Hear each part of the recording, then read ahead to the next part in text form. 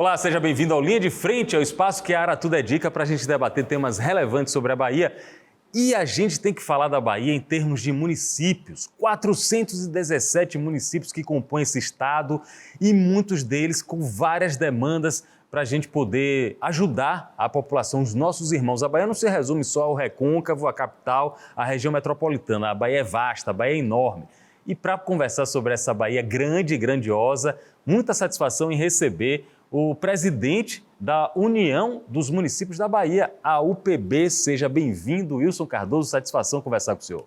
Oi, muito obrigado, Pablo, pelo convite, poder falar para todos os telespectadores aí da Linha de Frente, esse programa líder já de audiência, né? Maravilha. Graças a o prestígio de personalidades como o senhor. Ele está no 4º mandato como prefeito da importante cidade também de Andaraí, que nos orgulha Andaraí, principalmente pela relevância dela no turismo, na Chapada Diamantina, mas a gente vai falar também sobre os vastos municípios do nosso estado. Só que antes, aí eu preciso trazer um pouco da nostalgia para a nossa conversa. O Wilson Cardoso estava aqui dizendo, eu fui por muitos anos gerente da famosa e reconhecida loja Radiolá. Rapaz, você conheceu a Aratu num tempo que eu nem sonhava em participar de televisão. Como foi esse momento, Wilson? Ah, maravilhoso. Eu tinha uma amizade muito forte com o Jesuíno, que era o diretor comercial, um dos sócios da Aratu, né? E na época a gente era gerente comercial das lojas Radiolá, era um grupo, Radiolá, Gemara e Campos Sales, né? Sim. Era líder em eletrodoméstico na Bahia, né? E a gente tinha mídias fortes aqui na TV Aratu, e como eu era gerente comercial, eu sempre discutia essas mídias. Naquela época, a gente discutia direto com o diretor, com o dono, né? E eu terminei fazendo uma amizade muito grande com o Jesuíno, um cara muito querido na Bahia. É muito reconhecido mesmo. Não conhecia uma pessoa só na Bahia que não gostasse de Jesuíno. Muito bem. Assim como o Wilson Cardoso também é muito estimado, principalmente no ambiente político. Aliás, ele vai falar como foi a eleição dele por aclamação, né? Foi um momento de muita conciliação ali na UPB. Só que antes disso, eu fiquei curioso. Como é que o gerente comercial de uma loja de varejo vai parar na política? Como foi isso, Wilson? Meu sogro, Bernardo Spector, foi secretário de Estado 3 vezes. Na época de ACM, E ACM, quando o ACM foi prefeito de Salvador, doutor Bernardo, como era conhecido, já foi secretário de saúde dele. Olha aí. Né? E depois, 3 vezes, nos 3 mandatos de Antônio Carlos Magalhães, como secretário do Trabalho e Bem-Estar Social. Doutor Bernardo Spector. Aí a gente terminou, era muito próximo de Luiz Eduardo, né? E tive a oportunidade de várias vezes ali na Penha, né? A casa deles na ilha. Na casa deles na ilha, dia de domingo eu veraneava ali em Mar Grande também, no Duro, né? Junto da casa do doutor Bernardo, ele fez uma casinha para mim lá, quando eu casei com Silvia, né? E aí, todo domingo, quando ele estava assim, alegre, ele me chamava, vamos lá ver o Antônio Carlos. Aí eu sempre ia e aí você foi se aproximando, honra, da política. Da política. Chegou a ser prefeito pela primeira vez quando, Wilson? 2008 eu ganhei e assumi em 2009. Aí Andaraí, nunca tinha reelegido um prefeito. Eu fui o primeiro prefeito reeleito na história de Andaraí. Depois retornei, 4 anos depois, prefeito e reeleito agora para esse mandato de 2025. Andaraí é uma cidade que tem muitos atrativos, mas o que é que você prevê para Andaraí nos próximos 4 anos? Qual a sua meta para esse município aqui tão importante na Bahia? Agora é a vez da Chapada Diamantina, né? Exato. Eu costumava dizer que sou fundador do consórcio Chapada Forte, né? Um dos fundadores, foram fundados por 8 municípios, que a gente escolheu aquele município chamado Circuito do Diamante, né? Que era Andaraí, Lençóis, Palmeiras, Mucugê. Depois o consórcio cresceu, né? Que se tornou o maior consórcio da Bahia em número de prefeituras, né? E a gente começou a trabalhar muito forte, né? Com referência ao turismo, né? O consórcio trouxe isso, né? Lençóis vem desenvolvendo um bom trabalho, Mucugê também desenvolvendo aquela região de Ibicoara, muitas belezas naturais. Andaraí com muitas belezas, eu costumo dizer que as melhores belezas da Chapada, não é que eu sou apaixonado por Andaraí, né? É que as melhores belezas estão lá na nossa Andaraí, né? Mas o conjunto ali, por exemplo, Lençóis, se eu não me engano, é o quarto ou terceira rede hoteleira da Bahia. Olha né? aí, ó. Que coisa. E Lençóis é uma beleza mesmo. É linda, agora muito bem dirigido pela prefeita Vanessa, né? Aliás, a Bahia está com uma safra de prefeitos maravilhosa, né? Muito boa, talvez seja a melhor safra de prefeitos, essas que estão agora aqui, que estão dirigindo seus municípios. Preparados e bem intencionados. E sobre esses prefeitos, aí eu quero falar sobre o processo da composição da chapa, da sua diretoria, por aclamação. Não foi muito simples, teve muito diálogo, tinha outros prefeitos interessados, muita gente ensaiou candidaturas, mas você conseguiu conciliar. Como foi, Wilson, essa estratégia para chegar com um consenso nesse momento? Pois é uma entidade, né, do tamanho da UPB, né, mais de 60 anos, que representou, teve grandes presidentes nessa entidade, né, o Tony Gordo foi um deles, Zé Cocá. Caetano, muitos bons presidentes, o próprio Quinho fez um bom trabalho. A Maria Quitéria fez um excelente trabalho no primeiro mandato, né? Então, ali passaram grande, o Eures Ribeiro. Bom Jesus. A UPB veio se consolidando aí como uma defesa muito forte ao municipalismo. Então, por isso que a minha responsabilidade aumenta quando a gente entra num consenso, onde quase 117 municípios, eu me orgulho muito de ter conseguido colocar todos os 417 municípios filiados ao UPB pela primeira vez na história da entidade. Impressionante. Todos os 417 municípios. Eu conversei com todos os partidos, né? Todos os partidos eu conversei com todos os prefeitos e prefeitas da nossa Bahia. Tinham 9 pré-candidatos. Eu fui conversando um por um, né? Como eu já tinha feito um gesto lá atrás. Você cedeu, né? Você concedeu a sua oportunidade para outros candidatos, não foi isso? Pois é, isso aí, esse gesto que eu fiz lá atrás foi muito reconhecido agora, né? Para mim foi fácil porque eu sou independente, assim como eu digo, na hora da defesa do municipalismo. Eu comecei fazendo uma campanha, o que nós vamos praticar, que é o PB, é pluralismo puro, que é de todas as cores, de todos os partidos. Costumo dizer que da UPB para dentro nós somos uma só corrente, todos os prefeitos, prefeitas, deputados, deputadas, senadores, né? Presidentes de partidos, todos eles vão se sentir lá como se fosse dono daquela entidade. Eu estou com uma curiosidade. O senador Jacques Wagner, o líder do governo no Senado do PT, ajudou nesse diálogo, nessa composição? Ele tem uma relação muito boa com o senhor. Ele teve participação nisso? Olha, o senador Jacques Wagner é um grande amigo que eu ganhei na política. Ele é quase que unanimidade em todos os partidos. Ele tem o partido dele, que é o PT, mas ele é muito querido por todos os partidos, né? No Congresso Nacional, ele é festejado por todos os partidos. Ele tem um entendimento bom na política, ele é conciliador. Né? Eu aprendi com ele. Eu acho que uma das minhas vitórias na vida e agora na política, eu aprendi muito com o Wagner, né? Ele realmente é um político que, se ele pudesse, ele unia todos. Todos os partidos desse país estariam de mãos dadas, né? Pelo um único objetivo, que é um Brasil cada vez melhor. Perfeito. Eu estou com o Wilson Cardoso, o presidente da União dos Municípios da Bahia, UPB, e agora a gente fala sobre alguns dos desafios do nosso estado. A gente está enfrentando, Wilson, uma seca assustadora, inclusive. Eu estou vendo uma mobilização sua de levar até Brasília as demandas dos municípios aqui do nosso estado. O que é que você está buscando em Brasília para ajudar a Bahia?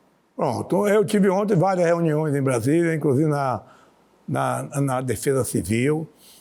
Hoje nós já trabalhamos aqui, eu fui num bate e volta, né? Aprendi até isso aqui, porque você sai de madrugada, faz 2, 3 agendas, retorna no mesmo dia, no outro dia você já está colocando em prática aquilo que foi orientado. Nós tivemos em Brasília, onde a preocupação é muito grande, porque a situação na região de Irecê, e na maioria dos municípios da Chapada Diamantina, né, uma das coisas que mais atrai o turismo na Chapada são os rios, as cachoeiras. Né, a maioria delas já secaram, né, nesse período. E nós temos lá o problema do rio Tinga, né, que, na realidade, já secou, já cortou. Esse rio é importante para o abastecimento da cidade de Wagner. Né? Inclusive, o prefeito me comunicou que já suspendeu as aulas já com o problema da falta de água, né, dentro do município. E também abastece alguns assentamentos. Né? Em Andaraí mesmo, o rio Tinga abastece 2 assentamentos. Né? Ali em Wagner, grandes produtores, pequenos produtores da agricultura familiar dependem dessa água para poder manter sua família, com a plantação de hortaliças, né? Eles investem muito naquilo ali e eles já perderam todo esse tipo de plantação. E agora é o seguinte, nós precisamos fazer um apelo a todos os deputados, né? Especialmente os deputados federais, para colocar emenda, para que a gente coloque já a construção da barragem do Rio Tinga, que já é um projeto que já está aí há muito tempo, desde o governo Wagner. Esse projeto está bem atualizado, a gente está avaliando isso ontem em Brasília. Com essa barragem, você consegue abastecer uma quantidade boa de municípios? Além de abastecer uma quantidade boa dos municípios, você também pode liberar água para a agricultura familiar e até para pequenos, até para médios produtores que estão ali na margem, lá em Utinga tem muitos plantadores de banana. Qual o montante, Wilson, de uma obra desse? Eu fiquei curioso agora, qual o montante de uma obra desse quilate, desse tamanho, desse porte? Olha, o projeto ele contempla, se eu não me engano, 3 barragens, mas a gente precisa começar logo com a primeira. Eu estive avaliando ontem, mas precisa atualizar esse valor desse projeto, é em torno de 300 milhões, 250 milhões. É um valor considerável, mas que traz um benefício perene, né? Um benefício de longo prazo para aquela região, que inclusive é muito afetada pelas queimadas, focos de incêndio rotineiramente. Eu vejo um esforço do governo do estado, aeronaves, agentes do Corpo de Bombeiros, brigadas voluntários, brigadistas voluntários. Essa parte de queimadas também preocupa aquela região, hein, Wilson? Não, muito. Ainda sobre a barragem, você pode trazer também a iniciativa privada. Pode fazer um PPP. Eu estou falando 300 milhões, assim, já de uma maneira atualizada. Vamos colocar no projeto e trabalhando com as 3 barragens. Mas acredito para a gente fazer logo a primeira, em torno de 150 milhões, seria mais ou menos esse valor. Ali você resolvia o problema da água para consumo humano e também para consumo animal, porque já está tendo muitos óbitos, né? A maioria dos grandes animais já estão tendo problemas. Né? Um sofrimento, né? Quem mora na metrópole não sabe, não tem ideia do nível de sofrimento que você vê, por exemplo, o gado morrendo, às vezes em pequenas propriedades, se perdendo tudo, Wilson Cardoso. O que mais me aflige, Paulo, é você saber que muitos produtores que estão aí, levaram 30 anos, 40 anos para criar 5 vaquinhas, 10 vaquinhas, né? Que ele vive daquele leitinho ali, que ele faz o doce de leite, faz o requeijão. Aquilo ali, ele, além disso, 6, 7 vaquinhas dá 3, 4 bezerros num ano. Quer dizer, ele renova o plantel ali só com essa quantidade de vacas, que tem a possibilidade de perder todo. Quer dizer, destruir aqueles sonhos de 30 anos. Por isso que tem que ter uma ação muito forte, tanto do governo estadual, né, como do governo federal, nesse momento, para trazer milho. A Conab tem que fazer rapidamente aí, viabilizar esses milhos para os pequenos produtores, inclusive para os pequenos animais. Eu vou até falar que quando chega nessa fase aí, o pequeno produtor não tem dinheiro, até para alimentar as galinhas, que não tem uma casa na zona rural, que no fundo da casa não tem umas 10, 12 galinhas ali, que sustenta, né, no dia a dia com 9, 8 ovos. Então, realmente, a gente apela aqui. Eu tenho certeza que o governo, tanto estadual, já começou algumas ações fortes, né? Como o governo federal sinalizou, aproveitar esse programa de muita audiência para falar com os meus prefeitos e minhas prefeitas para decretar lá o estado de emergência. A UPB já está com a equipe preparada para dar celeridade na publicação desse estado de emergência, tanto no estado como na área federal, onde conversamos isso lá, para que possa ter recursos, cesta básica, carros-pipa nesse momento, perfuração de poços imediatos. Eu acho que é um esforço de todos os partidos, de todos os deputados, de todos os prefeitos, né, nesse momento aí, para a gente socorrer esses municípios. Wilson Cardoso, prefeito de Andaraí, presidente da União dos Municípios da Bahia, a UPB. Municipalismo é um tema muito importante da gente mencionar, porque são várias pautas que vocês levam, principalmente a Brasília, ao governo federal. Eu queria entender melhor o que é a PEC 66, prefeito. Pronto, a PEC 66 é uma bandeira, né, que nós já começamos, abraçamos, já estive em Brasília depois de eleito 2 vezes. Ontem, o presidente Hugo Mota já instalou a comissão, porque a PEC 66 já passou no Senado, já foi aprovada no Senado. Então, ontem o presidente Hugo Mota já instalou a comissão que precisa ser instalada para poder colocar em votação. Se eu não me engano, o relator de São Paulo, me deu um branco agora aqui, eu posso até... Daqui a pouco você lembra. Eu lembro, né? É importante logo que dê celeridade nessa PEC 66, porque já tem muitos municípios baianos, Pablo, já tendo bloqueio no seu FPM. Eu posso dar um exemplo aqui do prefeito de Riachão de Jacuípe, Carlos Matos, né, que está desesperado porque está bloqueando, em média, todo o FPM dele. E como é que a PEC 66 consegue resolver isso? Pois é, a PEC 66, ela vai refinanciar todos os débitos previdenciários, que se tornou uma bola de neve.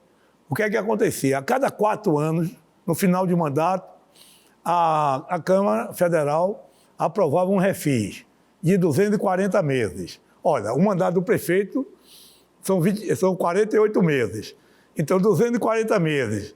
Aí, a maioria do prefeito não tinha condições de pagar em função da alíquota, que é muito alta, em municípios pequenos, de pequenos portes, que não tem outra receita, não tem condições de honrar o financiamento e o do mês, o pagamento do INSS do mês, né?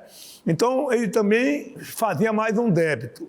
Então, isso se tornou... uma bola de neve. Uma bola de neve. Tem município aí que, se ele ficar 3 anos, eu fiz esse levantamento, sem pagar nada, nem folha de pagamento, nada. E toda a receita que entrar for para o INSS, ele não consegue pagar. Rapaz, o débito do INSS. Isso é muito grave, isso. Muito grave. E a PEC 66 traz uma coisa importante. Passa a ser 300 meses e o valor da parcela do refinanciamento não pode passar de 1% da receita líquida. Quer dizer, o que já dá uma tranquilidade para esses novos gestores que não têm culpa nenhuma. Já receberam a bomba. Já receberam, né, de vários e vários mandatos, né? E isso é importantíssimo, a aprovação da PEC 66. O Senado Federal já aprovou, já está na Câmara. A gente vê uma boa vontade dos nossos líderes no Congresso Nacional, das lideranças, e uma boa vontade agora que a gente sentiu do presidente Hugo Mota. Tanto é que ele já autorizou a instalação da comissão para poder dar celeridade na PEC 66. Isso é muito urgente, isso que o presidente da UPB está mencionando devia ser uma pauta generalizada. Todos os veículos de comunicação, não só da Bahia não, mas do Brasil todo, a gente devia estar falando disso diariamente. Por quê? O que ele está antecipando aqui, ó, pode ter falência de prefeitura, imagine. A prefeitura pode não ter condição financeira de honrar nada, de honrar os seus compromissos previdenciários e os compromissos de despesas correntes. É um perigo, não é, prefeito? Principalmente a saúde, né? Que quem banca a saúde no município, né? Quem tem pequenos hospitais, município pequeno, quem banca é o município. Entendeu? Então, o município, normalmente esses municípios que têm hospital de pequeno porte, o índice constitucional é 15%. Eles colocam 22%, 25%, né, para poder uma preocupação maior com a saúde. Agora, com a queda da receita, tem reflexo na saúde, né, tem reflexo também na educação, porque, querendo ou não, tem que atingir os 25% do MDE. Então, é um risco muito grande a queda de prefeitos ficarem inelegíveis. Rapaz, né? Isso que o presidente da UPB está falando é essencial, mas aí eu vou aproveitar a sua experiência e seu conhecimento para a gente explicar à população. A gente tem uma oportunidade de falar com uma grande gama de baianos. Por que é tão injusto o repasse de tudo que é arrecadado no Brasil? Vou fazer aqui um levantamento de cabeça. Eu tenho a impressão de que 75%, 70% vai para a União, vai para o governo federal. Uns 20% vão para os estados. E as prefeituras devem ficar com 5%, 10%. Como é esse repasse, prefeito? E por que a gente está vivendo num país tão injusto, já que a gente é uma federação? Pois é, o novo pacto federativo, vou apelar aqui também para os nossos deputados. Aliás, nossos deputados, senadores, eles são municipalistas, porque eles são eleitos com o voto do município. E ainda tem uma injustiça muito grande aí, que tem município que não tem royalties, que não tem receitas próprias, porque não tem, é município pobre, que até o IPTU tem que isentar toda aquela faixa da Bolsa Família, que eles não têm condições de pagar o IPTU, que vivem pura e exclusivamente dos repasses dos fundos constitucionais, do FPM, né, que é o maior repasse, e que não tem condições. Você já imaginou um município de 0,6, com 6 mil habitantes, com uma área territorial de 4 mil quilômetros. Como é que dá a manutenção? Como é que gere isso? Né? E as estradas vicinais, onde passam os ônibus da educação, a saúde, a produção, como é que eles mantêm essas estradas vicinais com esse município de um território tão grande, o governo federal, o governo estadual, meio que seja paliativo enquanto esse pacto, o novo pacto não acontece. Ele tem que ter um olhar diferenciado para esses municípios, né, de pequenos portes. Na UPB, nós fizemos uma reforma estatutária, agradecer a todos os prefeitos e prefeitas, né, que aprovaram esse estatuto. Nós modernizamos o estatuto. Em Brasília, ontem nós demos entrada para a UPB ser reconhecida como uma entidade já reconhecida pelo governo federal, né, para que nós possamos buscar ainda mais recursos para poder aplicar nos serviços, que é o que o município mais precisa, os municípios pequenos, e a gente poder lutar, né, para que esses municípios de pequeno porte, de área territorial enorme, possam ser atendidos diferencialmente com recursos, com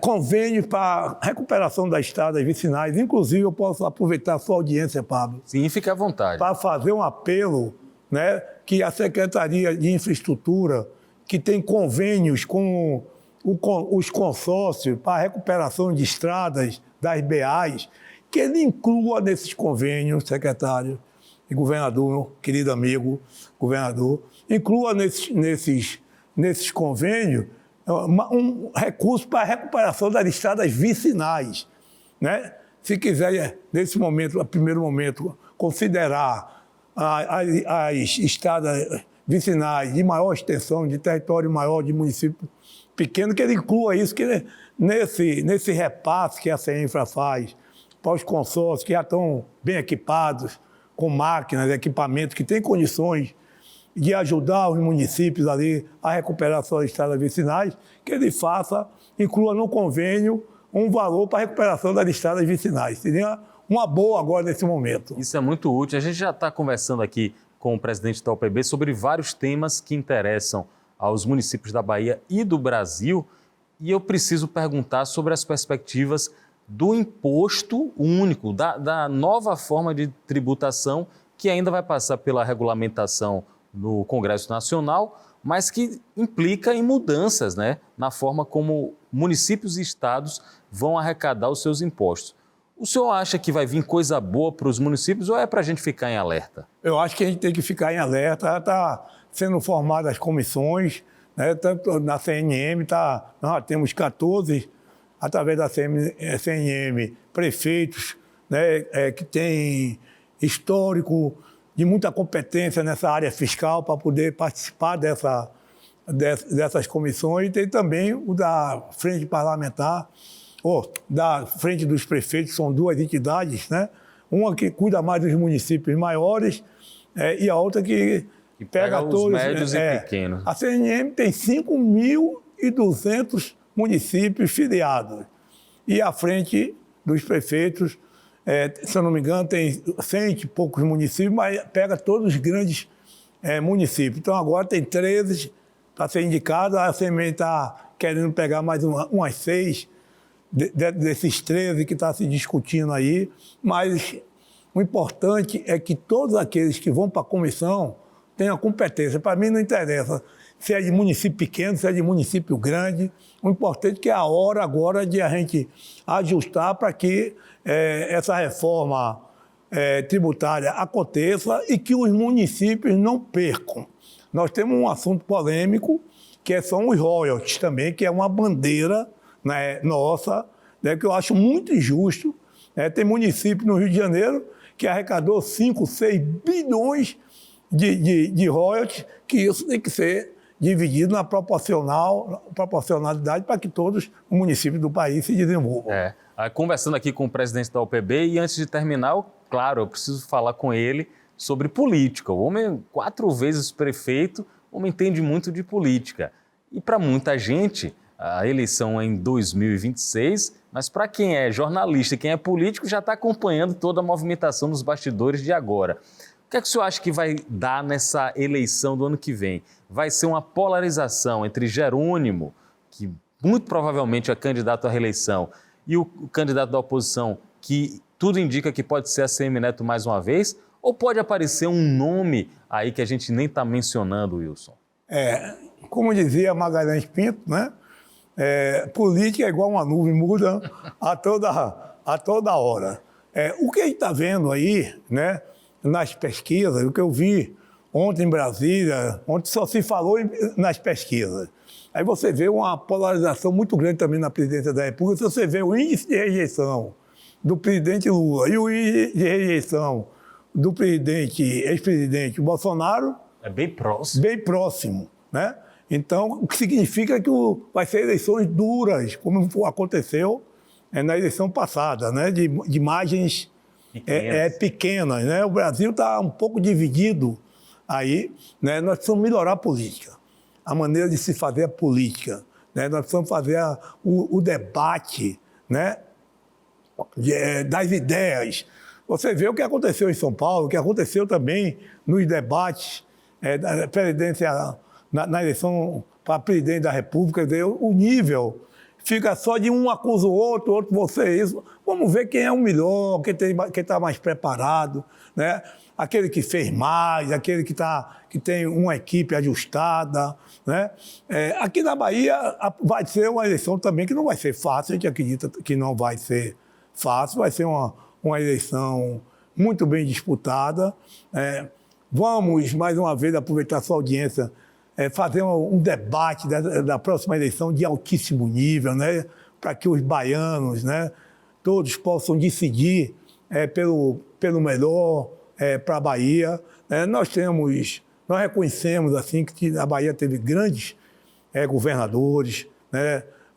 Teve o período do carlismo, onde ficou, acho que 16 anos, 18 anos no poder.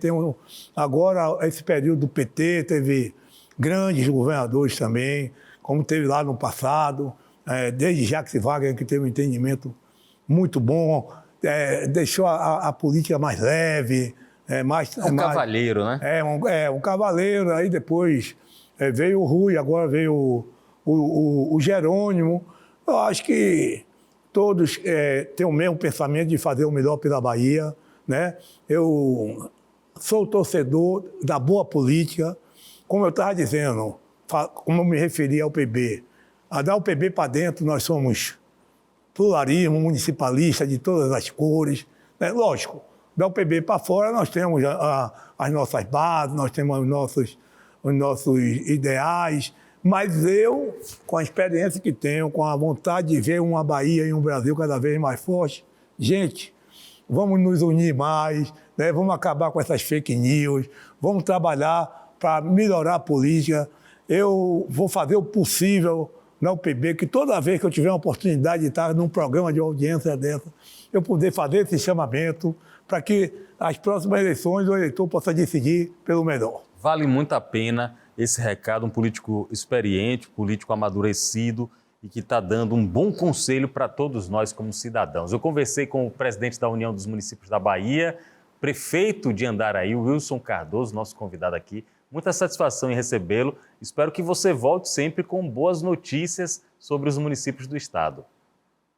Não tenha dúvida, eu estou muito feliz de participar, de ter essa oportunidade na linha de frente, né, desse programa respeitado. Então, estou sempre à disposição e pode ter certeza que eu darei. Eu estou aos meus 73 anos, hoje eu me realizando pessoas, tenho muitos amigos na política. A política tem uma coisa boa, que você faz muitos amigos, né? E eu acho que a gente continue fazendo isso, muitos amigos, né? De todas as cores e de todos os partidos. Wilson Cardoso, nosso convidado aqui. Obrigado a todos pela participação e até o próximo encontro.